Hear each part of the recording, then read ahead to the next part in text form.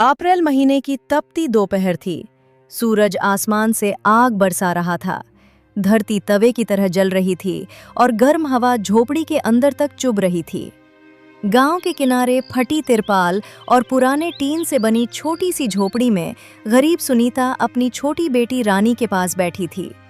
मिट्टी का घड़ा सुबह से खाली पड़ा था और चूल्हा कल से ठंडा था। रानी भूख और प्यास से बार बार रो रही थी।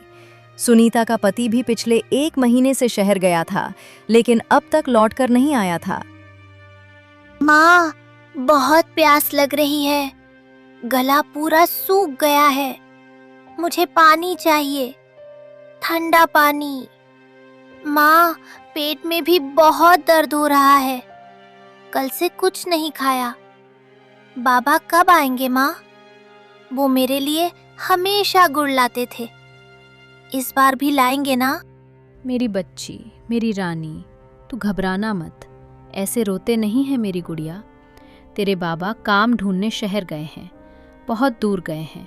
वो ज़रूर आएंगे, खाली हाथ नहीं आएंगे। तेरे लिए मीठा गुड़ लाएंगे, नई नई रंग बिरंगी चूड़ियाँ लाएंगे और तेरे लिए छोटी सी गुड़िया भी लाएंगे। बस थोड़ा सा सब्र कर ले मेरी लाडो, अभी हमारी किस्मत भी बदलेगी। ये दुख के दिन हमेशा नहीं रहेंगे। भगवान सब देख रहा है। एक दिन हमारे घर भी खुशियाँ आएंगी, चूल्हा भी जलेगा, तेरी थाली भी भरेगी और मेरी रानी फिर कभी भूखी नहीं सोएगी। माँ, बाबा कल भी नहीं आए, आज भी नहीं आए। क्या उन्हें काम नहीं मिला? क्या लोगों ने उन्हें भी भगा दिया? सब लोग तो कहते हैं हम गरीब हैं, हमारी झोपड़ी गंदी है। क्या गरीब होना इतना बुरा होता है माँ? नहीं बेटी, गरीब होना बुरा नहीं होता। बुरा होता है किसी का दिल गरीब होना। तेरे बाबा मेहनती आदमी हैं, कोई उन्हें ज़्यादा देर रोक नहीं सकता। भगवान सब देख रहा है। एक दिन हमारी भी किस्मत बदलेगी। तू बस रो मत, तेरे आंसू मेरी जान निकाल देते हैं। सुनीता किसी तरह रानी को चुप कराती है। उसने बेटी के सिर पर प्यार से हाथ फेरा और धीरे से उठ खड़ी हुई। चाहे हालात कितने भी कठिन हों, उसे पास की हवेली में काम पर जाना ही था, क्योंकि वहीं से घर का थोड़ा बहुत सहारा चलता था। माँ, आप फिर काम पर जा रही हो? मुझे अकेला मत छोड़ो, मुझे डर लगता है। आप जल्दी वापस आ जाना और मेरे लिए पानी भी लाना, बहुत ठंडा पानी। मैं बस मालकिन के घर जा रही हूँ बेटी। काम करूँगी तो पैसे मिलेंगे, फिर तेरे लिए पानी भी लाऊंगी, खाना भी लाऊंगी। शायद कुछ आटा भी मिल जाए तो रोटी बना दूंगी। तू यही रहना, बाहर धूप में मत जाना, किसी के साथ मत जाना। दरवाज़ा अंदर से बंद रख लेना, मैं जल्दी लौटूंगी। सुनीता गांव की बड़ी हवेली में पहुंची। वहां मालकिन शारदा देवी बरामदे में पंखे के नीचे बैठी थीं। सामने ठंडा शरबत रखा था। सुनीता पसीने से भीगी हुई चुपचाप खड़ी हो गई। मालकिन, आज थोड़ा जल्दी काम बता दीजिए। घर पर मेरी बच्ची अकेली है, सुबह से भूखी प्यासी बैठी है, और अगर हो सके तो थोड़ा ठंडा पानी दे दीजिए। पहले काम कर, फिर पानी मिलेगा। हर दिन वही रोना, बच्ची भूखी है, बच्ची प्यासी है। तुम्हारा आदमी गया कहाँ है? इतने दिन हो गए, शहर गया था या भाग गया? मालकिन, ऐसे मत कहिए। वो काम की तलाश में गए हैं, लौटेंगे ज़रूर। बस कुछ दिन से कोई खबर नहीं आई। बस मैं जानती हूँ वो हमें छोड़कर नहीं गए हैं। मजबूरी होगी कोई, वरना वो हमें यूं भूखा नहीं छोड़ते। अरे छोड़ भी, गांव भर में लोग यही कह रहे हैं कि वो तुझे छोड़कर भाग गया। ऐसे मर्द लौटकर नहीं आते। औरत बेचारी जिंदगी भर इंतजार करती रह जाती है। नहीं मालकिन, वो ऐसे नहीं है। गरीब हैं, मजबूर हैं, लेकिन बेवफा नहीं। वो ज़रूर आएंगे। बहुत जवाब देने लगी है तू। जा, पहले सारे बर्तन मांज, फिर आंगन साफ कर। और हाँ, एडवांस पैसे की उम्मीद मत रखना, यहाँ दया पर धर नहीं चलता। सुनीता चुपचाप बर्तन मांजने लगी। गर्म पानी, तपता आंगन और शरीर की कमजोरी सब मिलकर उसे तोड़ रहे थे। लेकिन हर बार उसे सिर्फ रानी का चेहरा याद आता। न जाने मेरी बच्ची कैसी होगी। इस गरीबी के कारण मैं उसे पढ़ा भी नहीं पा रही हूँ। वो भी शहर से अब तक लौटकर नहीं आए। कहकर गए थे कि जल्दी आएंगे। मेरे पास इतने पैसे भी नहीं हैं कि शहर जाकर उनका पता लगा सकूं। मुझे जल्दी से अपना काम खत्म करके मेरी रानी के पास जाना होगा। पता नहीं कितनी डरी हुई होगी वो। काम खत्म होने के बाद वो फिर हिम्मत करके मालकिन के सामने गई। मालकिन, अगर 100 रुपए एडवांस मिल जाते तो मैं रानी के लिए थोड़ा आटा, थोड़ा चावल ले जाती। बच्ची कल से भूखी है, बहुत कमज़ोर हो रही है।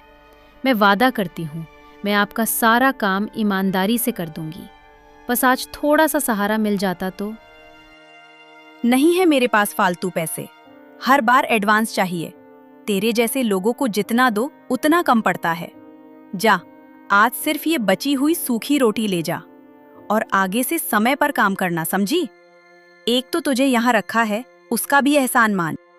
सुनीता ने चुपचाप सूखी रोटी उठाई। आंखों में आंसू थे, लेकिन आवाज नहीं निकली। वापस लौटते समय रास्ते में एक बूढ़ा मजदूर पेड़ के नीचे बैठा था। उसके पास एक कपड़े में 2 रोटियां बंधी थीं। उसने सुनीता के हाथ में सूखी आधी रोटी देखी और उसका चेहरा पढ़ लिया। बेटे, सुबह से कुछ खाया नहीं क्या? ये लो, मेरी 2 रोटियां हैं। मजदूरी पर जाने के लिए लाया था, पर लगता है तेरी बच्ची को इसकी मुझसे ज्यादा जरूरत है। नहीं बाबा, आप कैसे देंगे? आप भी तो मजदूरी करते हो, आपका पेट कैसे भरेगा? हम गरीब लोग ही गरीब का दर्द समझते हैं बेटी। अमीर के घर में बचा खाना भी एहसान बन जाता है। ले जा, बच्ची को खिला दे। मेरा पेट कल भी खाली रह जाएगा, आदत है। सुनीता बूढ़े बाबा की दी हुई रोटियां लेकर जल्दी जल्दी झोपड़ी की तरफ भागी। धूप अब और तेज हो चुकी थी। रास्ते की मिट्टी भी पैरों को जला रही थी। उसके मन में बस एक ही डर था, रानी कहीं और कमजोर न हो जाए। माँ, आप आ गई? मुझे लगा आप भी बाबा की तरह देर से आओगी। माँ, बहुत चक्कर आ रहे हैं। आंखों के आगे अंधेरा हो रहा है। अरे मेरी बच्ची, ये क्या हाल हो गया तेरा? देख, मैं तेरे लिए रोटी लाई हूँ, पहले थोड़ा खा ले, फिर मैं तुझे पानी पिलाती हूँ। तेरे होंठ कितने सूख गए हैं, सुबह से कुछ नहीं खाया ना तूने? ऐसे मत कर मेरी रानी, तुझे इस हालत में देखकर मेरा दिल टूट जाता है। माँ, सिर बहुत जल रहा है, पूरा बदन तप रहा है। मुझे अच्छा नहीं लग रहा। माँ, मुझे डर लग रहा है। सुनीता ने घबराकर रानी का माथा छुआ।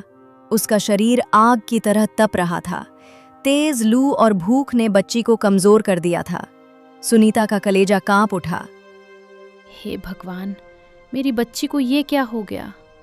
रानी, तू आंखें बंद मत करना, मैं अभी पानी लेकर आती हूँ। सुनीता भागते हुए पड़ोस में कमला के घर पहुंची। कमला दीदी, भगवान के लिए फ्रिज का थोड़ा ठंडा पानी दे दीजिए।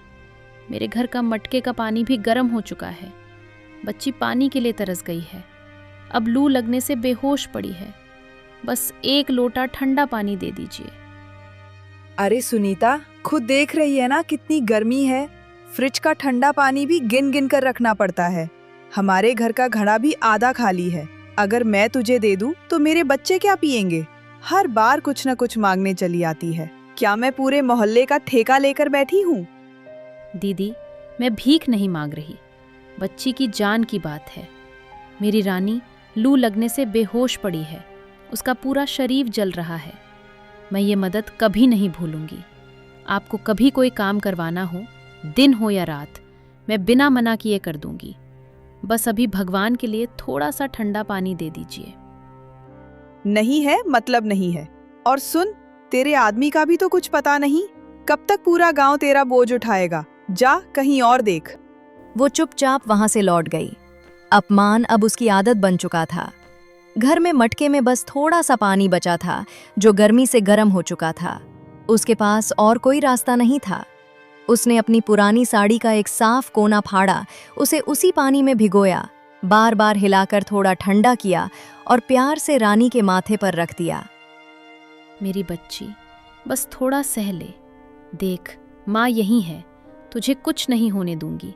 तेरे बाबा आए या ना आए, तेरी माँ तेरे लिए पूरी दुनिया से लड़ जाएगी।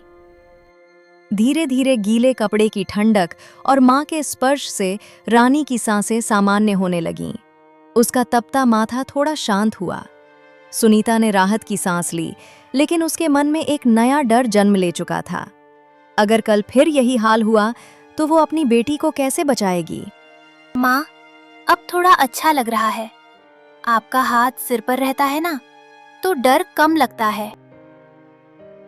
रात को रानी तो सो गई, लेकिन सुनीता की आंखों में नींद नहीं थी।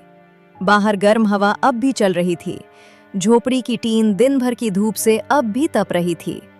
सुनीता चुपचाप अपनी बेटी को देखती रही और मन ही मन डर से भरती गई। अब मुझे बहुत डर लगने लगा है। न जाने शामू कहाँ है। पूरे 1 महीने से उनकी कोई खबर नहीं आई। अगर उन्हें कुछ हो गया तो मैं और मेरी बच्ची कैसे जिएंगे? नहीं, मुझे उनका पता लगाना ही होगा, चाहे जितनी मुश्किल क्यों ना हो। लेकिन शहर जाने के लिए मेरे पास पैसे ही कहाँ हैं? मालकिन से तो मैं पहले ही सारे पैसे एडवांस ले चुकी हूँ। उसी पैसे से तो शामू शहर गए थे काम की तलाश में। अब फिर किस मुंह से मांगूं? अगर मालकिन ने मना कर दिया तो? हे भगवान, एक तरफ मेरी बच्ची की भूख, दूसरी तरफ मेरे पति की चिंता। मैं किसे संभालूं, किसे छोड़ूं? नहीं, चाहे जो हो जाए, मुझे हिम्मत नहीं हारनी। शामू को ढूंढना ही होगा, वरना ये डर मुझे जीने नहीं देगा। सुबह होते ही सुनीता फिर काम पर निकल गई। हवेली में पहुंचते ही उसने देखा कि मालकिन की मेज पर ठंडा ठंडा नारियल पानी रखा था। उस पर पानी की बूंदें जमी थीं। उसे देखकर ही ठंडक का एहसास हो रहा था। मालकिन, ये क्या है? इसे पीने से क्या सच में इतनी गर्मी और धूप नहीं लगती? क्या इसे पीकर शरीर को ठंडक मिलती है? अरे सुनीता, तुझे इसके बारे में क्या पता? ये नारियल पानी है। इसे पीने से शरीर में ठंडक आती है, ताकत मिलती है। बहुत महंगा मिलता है ये, हर किसी के बस की बात नहीं। अब ज्यादा सवाल मत कर, जा रसोई में और खाना बना। काम कर, समय खराब मत कर। जी मालकिन। सुनीता चुपचाप काम में लग गई, लेकिन उसका मन बार बार उसी नारियल पानी पर जा रहा था। काम खत्म करके जब वो शाम को अपनी झोपड़ी की ओर लौटी तो उसकी नज़र झोपड़ी के बगल में खड़े नारियल के पेड़ पर पड़ी। कुछ पल के लिए वो वहीं रुक गई। उसकी आंखों में जैसे एक नई उम्मीद चमक उठी। क्यों ना मैं इस पेड़ से नारियल तोड़ूं और उनका पानी बेचूं। मालकिन के घर का काम भी कर लूंगी और ये काम भी। मुझे जैसे तैसे पैसे जोड़ने होंगे। मुझे शहर जाकर शामू को ढूंढना है। मैं हार नहीं मानूंगी। अगले दिन सुबह सुबह सुनीता ने पूरी हिम्मत के साथ पेड़ से नारियल तोड़े। हाथ छिल गए, शरीर पसीने से भीग गया, लेकिन उसने हार नहीं मानी। फिर वो सड़क किनारे बैठकर नारियल बेचने लगी। शुरू में लोग उसे देखकर हंसने लगे। अरे देखो, शामू की औरत अब नारियल बेचेगी। लगता है उसका आदमी सच में भाग गया। अब बेचारी दर दर भटक रही है। पति का कोई पता नहीं और पेट पालने के लिए धूप में नारियल बेच रही है। हाँ, तभी तो मर्द छोड़कर चला गया और अब ये अकेली धंधा कर रही है। पता नहीं शहर में दूसरी औरत के साथ होगा। और ये बेचारी यहाँ बच्ची को लेकर धूप में भटक रही है। किस्मत भी ना, किसी को सब कुछ दे देती है और किसी से सब छीन लेती है। लोग चाहे जो कहें, मेरे शामू ऐसे नहीं हैं। वो लौटेंगे जरूर, और जब तक वो नहीं आते मैं अपनी बेटी के लिए हर मुश्किल सहूंगी। धीरे धीरे कुछ लोग उसके पास आने लगे। किसी ने 1 नारियल लिया, किसी ने 2। गर्मी इतनी तेज थी कि नारियल पानी की मांग बढ़ने लगी। शाम तक सुनीता की अच्छी कमाई हो गई। आज कम से कम 1200 रुपए की कमाई हुई है। अब मैं बहुत संभल कर खर्च करूंगी। 1200 में से 700 गुल्लक में डाल दूंगी और 500 अपने और रानी के खाने के लिए रखूंगी। उस दिन के बाद सुनीता रोज मेहनत करने लगी। आधे पैसे गुल्लक में जमा करती और आधे से घर चलाती। मालकिन के घर की मजदूरी के पैसे भी जोड़ने लगी। धीरे धीरे उसके मन में शहर जाकर श्यामू को खोजने की उम्मीद मजबूत होने लगी। अच्छे खासे पैसे जमा हो गए हैं। अब मैं आराम से शहर जाकर शामू को खोज सकती हूँ। टिकट, रहने खाने और कुछ दिनों तक वहाँ रुकने लायक पैसे भी इकट्ठा हो गए हैं। भगवान भी ना रास्ता हमारे सामने ही बनाकर रखते हैं और हम डर डर कर इधर उधर भटकते रहते हैं। आज अगर मैंने और शामू ने वो नारियल का पेड़ न लगाया होता तो शायद मैं कभी इतने पैसे जमा नहीं कर पाती। उसी पेड़ ने आज मेरे लिए उम्मीद का दरवाज़ा खोल दिया है। परसों मैं शहर के लिए निकल जाऊंगी। चाहे जितनी मुश्किल आए, मैं शामू को ढूंढ कर ही वापस आऊंगी। न जाने शामू कैसे होंगे, ठीक तो होंगे ना? हे भगवान, बस एक बार उनसे मिला दो, फिर मैं उन्हें कभी खुद से दूर नहीं होने दूंगी। एक दिन दोपहर में कुछ लोग उसकी झोपड़ी के पास आए। उनके साथ कागज और नापने की छड़ थी। सुनीता घबरा गई। सुनो, तुम और तुम्हारी बेटी अभी के अभी यहां से निकल जाओ। इस जगह पर पेट्रोल पंप बनेगा, ये झोपड़ी टूटेगी। तुम लोग यहां अवैध तरीके से रह रहे हो, ये सरकारी जमीन है। साहब, ऐसा मत कीजिए। देखिए, इतनी धूप और गर्मी में मैं अपनी बच्ची को लेकर कहाँ जाऊंगी? मेरे पति भी हमारे साथ नहीं हैं। हम बहुत मजबूर हैं। थोड़ा रहम कीजिए मालिक। हमारा काम रहम करना नहीं है। तुम्हारे पास सिर्फ 2 घंटे का समय है। सामान समेटो और निकल जाओ, नहीं तो बुलडोजर चलेगा, फिर कुछ नहीं बचेगा। साहब, बस कुछ दिन और दे दीजिए, मैं खुद चली जाऊंगी। मेरी बच्ची बहुत छोटी है, उसे लेकर इस हालत में कहाँ जाऊंगी? 2 घंटे मतलब 2 घंटे। उसके बाद यहाँ सिर्फ मशीन चलेगी। सुनीता की आंखों में आंसू आ गए, लेकिन वो जानती थी गरीब की आवाज कोई नहीं सुनता। उसने चुपचाप अपने कपड़ों की एक छोटी सी गठरी बांधी, रानी का हाथ पकड़ा और वहां से निकल पड़ी। तेज धूप में माँ बेटी चलते रहे।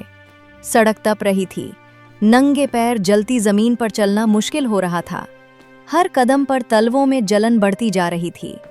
धीरे धीरे शाम हो गई। माँ, मेरी तबीयत ठीक नहीं लग रही, बहुत गर्मी लग रही है। चलो ना, कहीं बैठ जाते हैं, फिर चलेंगे। मैं वादा करती हूँ, मैं ज्यादा देर आराम नहीं करूंगी। जल्दी से बैठकर फिर चलने लगूंगी। रानी की बात सुनकर सुनीता का दिल चीर गया। उसने बेटी का चेहरा देखा। थकान, प्यास और मासूम भरोसा सब एक साथ था। मेरी बच्ची, तुझे जितना आराम करना है कर ले। चल, जंगल की तरफ एक बड़ा पेड़ है, उसके नीचे बैठेंगे।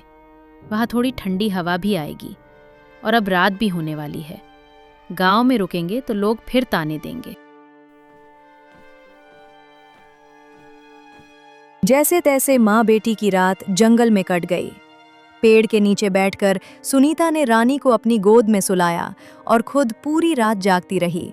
सुबह होते ही उसने फैसला कर लिया, अब और इंतजार नहीं, उसे श्यामू को ढूंढना ही होगा। सुबह की पहली ट्रेन से सुनीता रानी को लेकर शहर चली आई। शहर उसके लिए बिल्कुल नया था। न कोई जान पहचान, न कोई अपना, न रहने की जगह।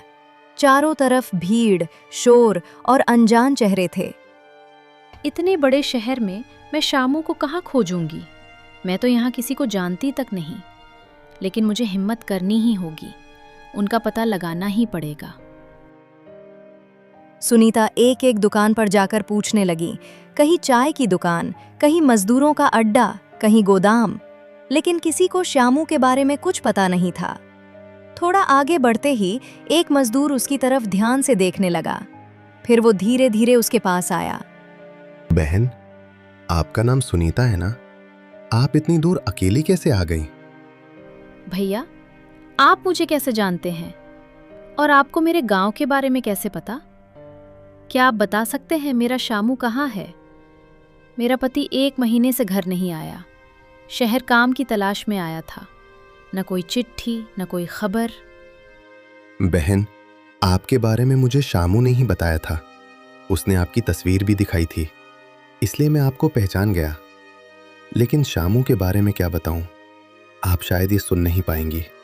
क्यों? क्या हुआ मेरे शामू को? सब ठीक तो है ना? भैया जल्दी बताइए, मुझे बहुत डर लग रहा है। शामू मशीन पर काम कर रहा था, तभी हादसा हो गया। उसका एक पैर कट गया। अब वो ठीक से चल भी नहीं पाता।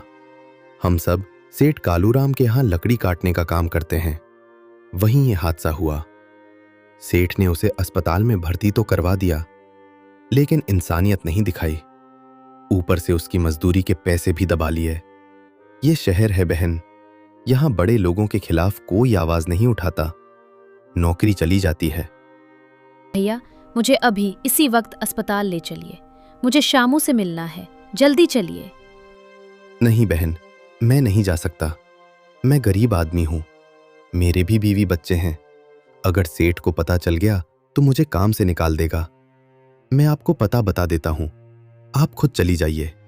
मजदूर ने अस्पताल का पता बताया। सुनीता ने रानी का हाथ कसकर पकड़ा और तेजी से अस्पताल की ओर भागी। अस्पताल के एक कोने में टूटी फूटी खाट पर कमजोर और उदास श्यामू लेटा था। उसे देखते ही सुनीता की आंखों से आंसू बहने लगे। सुनीता, आखिर तुम आ गई। मुझे लगा था मैं यहीं दम तोड़ दूंगा, अपनी बीवी और बच्ची से मिले बिना। यहाँ लोग बहुत जालिम हैं, सबको सिर्फ अपनी परी है, कोई किसी का साथ नहीं देता। मैं हर दिन तुम्हें याद करता था। शामू, अब बस चुप हो जाइए। आप परेशान मत होइए। हम लोग आ गए हैं ना। अब जब परिवार साथ है तो किसी और की जरूरत नहीं, सब ठीक हो जाएगा। पिताजी, मुझे आपकी बहुत याद आई। मैं बहुत रोती थी। गांव के सब बच्चे मुझे चिढ़ाते थे, कहते थे तेरा बाप भाग गया। सबके पास उनके पिताजी थे, लेकिन मेरे पास आप नहीं थे। उस वक्त मेरा दिल बहुत टूट जाता था। पिताजी, आप कभी मुझे छोड़कर मत जाइएगा। आपके बिना जीना बहुत मुश्किल लगता है। मैंने और माँ ने लोगों के बहुत ताने सहे, बहुत दुख झेले। लोगों ने हमें बहुत सताया, लेकिन फिर भी माँ ने हिम्मत नहीं हारी। उन्होंने हर मुश्किल में मेरा हाथ थामे रखा और मैंने भी खुद को टूटने नहीं दिया। बेटी, मुझे माफ कर दे। तेरे हर आंसू ने मुझे अंदर से तोड़ दिया। मुझे पता है मेरी कमी ने तुझे और तेरी माँ को बहुत दुख दिया। अब मैं वादा करता हूं, कभी तुम्हें छोड़कर नहीं जाऊंगा। अब हम हमेशा साथ रहेंगे। सुनीता ने अपने जमा किए हुए पैसों से किराए पर एक छोटा सा कमरा लिया।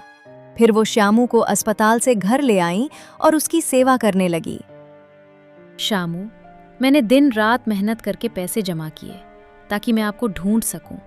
लोगों ने बहुत ताने दिए, सबने कहा तुम लौट कर नहीं आओगे, लेकिन मुझे विश्वास था मेरा पति बेवफा नहीं हो सकता। वो जरूर किसी मुसीबत में होगा, और देखो मेरा विश्वास सही निकला। सुनीता, भगवान तुम्हारे जैसी पत्नी सबको दे, जो अपने पति के कंधे से कंधा मिलाकर चले। लेकिन अब हमें रानी और अपने लिए कमाने का नया रास्ता बनाना होगा, नहीं तो ये पैसे भी खत्म हो जाएंगे। मैंने सोच लिया है शामू, जो पैसे बचे हैं उनसे मैं गोलगप्पे बनाने का सामान ले आऊंगी। शहर में उसकी बहुत मांग है। मैं खुद बनाकर बेचूंगी। उसी से घर का किराया भी निकल जाएगा और तुम्हारी दवा भी आती रहेगी। इंसान बुरे वक्त के लिए ही तो पैसे बचाता है। आप चिंता मत कीजिए। हाँ सुनीता, और जब मैं थोड़ा ठीक हो जाऊंगा तो सिलाई शुरू कर दूंगा। तुम्हें तो पता है मैं कितनी अच्छी सिलाई करता हूं। बस पैसों की तंगी की वजह से कभी अपने हुनर को आजमा नहीं पाया। अब एक मौका दूंगा खुद को। पैर नहीं है तो क्या हुआ, हाथ तो है। हम दोनों मिलकर मेहनत करेंगे। पैसे रहते हैं तो दुनिया भी साथ देती है, नहीं तो सब मुंह फेर लेते हैं। सुनीता ने गोलगप्पे बनाकर बेचना शुरू किया। धीरे धीरे ग्राहकों की भीड़ बढ़ने लगी। घर की हालत सुधरने लगी। श्यामू भी अपने हुनर पर काम करने लगा। मुसीबत तो जिंदगी का हिस्सा है, लेकिन उसका हिम्मत से सामना किया जाए तो सबसे कठिन रास्ता भी आसान हो जाता है। मेहनत, विश्वास और परिवार का साथ, यही असली दौलत है। नमस्ते दोस्तों, मैं हूँ निधि। अगर कहानी पसंद आए तो लाइक ज़रूर करें